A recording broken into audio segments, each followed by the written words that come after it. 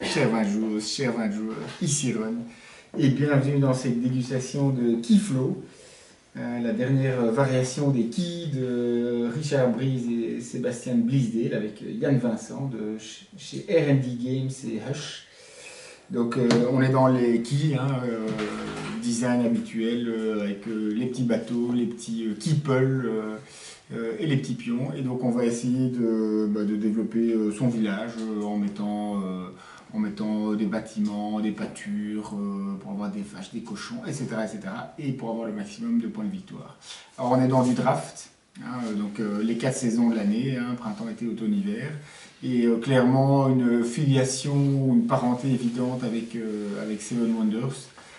Puisque bon là c'est 4 au lieu de 3 saisons, on tourne une fois dans un sens, une fois dans l'autre, et on va simplement drafter 6 cartes la première saison, 7, 8, 9, et chaque fois jouer une des cartes, et puis passer le restant à son voisin, et donc tenter comme ça de développer son jeu et d'optimiser. Donc les sensations sont très très similaires de ce point de vue-là, donc c'est clairement une bonne variation, une bonne alternative à Seven Wonders si on veut un petit peu varier les plaisirs dans un autre monde, mais par contre on ne sera pas dépaysé justement. Alors concrètement, comment ça se passe si on va sur le plateau de jeu. Donc on va construire sa propriété, je ne sais pas comment on doit l'appeler, donc en 2 lignes, donc les bâtiments au-dessus et les pâtures ou certaines cartes qui donnent des points de victoire en dessous.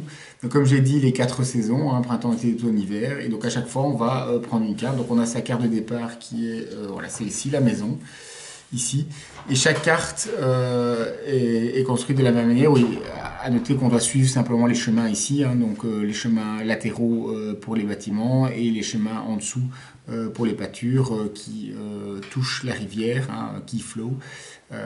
Et vous voyez que elles sont décalées et on peut laisser des trous d'ailleurs. Donc vous verrez que ça peut être important d'avoir des bonnes cartes l'une à côté de l'autre et donc éventuellement laisser des trous si on met celle-là, puis celle-là, celle-là, celle-là, et on peut en mettre une ici pour laisser 2 trous et puis mettre des cartes ultérieurement.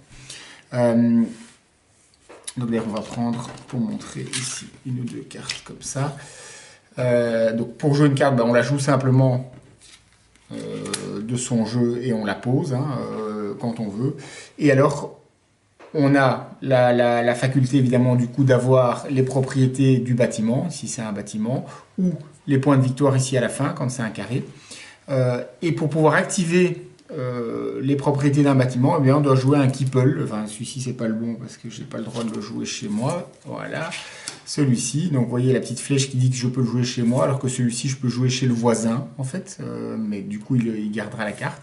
Et donc quand je joue le keeple, j'active la propriété. Alors premier niveau ici, là c'est simplement gagner une des 3 ressources qui sont indiquées, qui sont les ressources principales, charbon, pierre et bois. Et si j'ai réussi à agrandir, à améliorer ma propriété via en fait ici la petite maison qui est là, donc qui est la propriété, une des 2 propriétés de ma maison de base, l'autre étant de déplacer des ressources entre les cartes, une ressource ou 3 ressources ou 3 cases. Et bien si j'ai amélioré, je peux mettre une tuile d'amélioration qui fait que quand j'utiliserai un meeple ultérieurement, au lieu d'avoir au choix une des 3 ressources, j'aurai les 3 ressources. Même chose ici, au départ je reçois 2 ressources grises, si je l'améliore grâce à une pioche, j'aurai une ressource grise et un or qui est un joker, et en plus à la fin de la partie j'aurai 3 points de victoire. Et ainsi de suite pour toutes les cartes, donc on peut les améliorer. Donc vous l'avez compris, je l'ai dit, on peut jouer chez le voisin. Donc ça c'est une petite variante assez intéressante. Donc cette carte-ci ne peut être jouée que chez son voisin de gauche.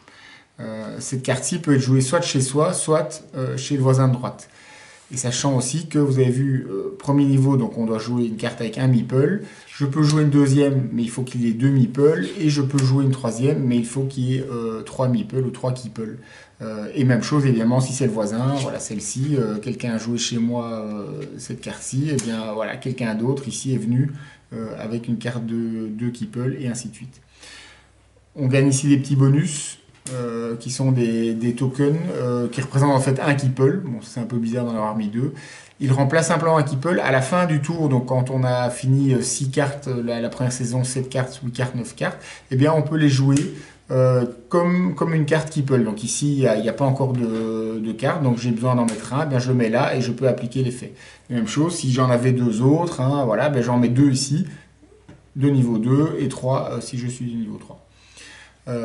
Les cartes pâture avec les animaux eh bien, donnent un avantage immédiat qu'on prend tout de suite. Donc là, ben là il y a la petite tuile qu'on voit par exemple ici ou là. Voilà, on les voit là avec la scie, donc les outils qui permettent ici de gagner les points de victoire, à d'autres endroits de réaliser les actions.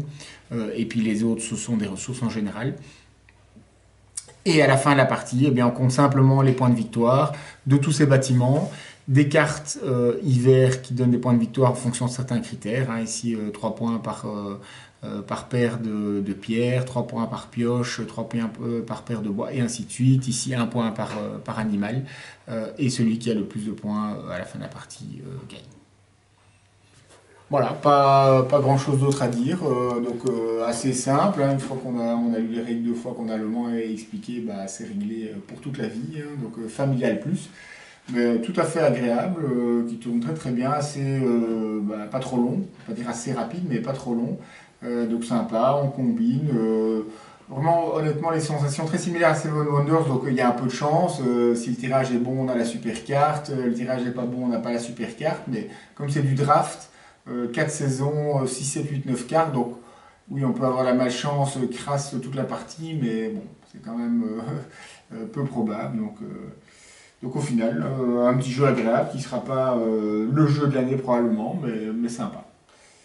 Très sympa même. Donc c'était la dégustation de Kiflo, hein, le dernier, la variante de Richard Brice, Sébastien Blisdale et Yann Vincent chez R&D Games et Hush. J'espère que ça vous a plu et je vous souhaite une très bonne dégustation. À bientôt.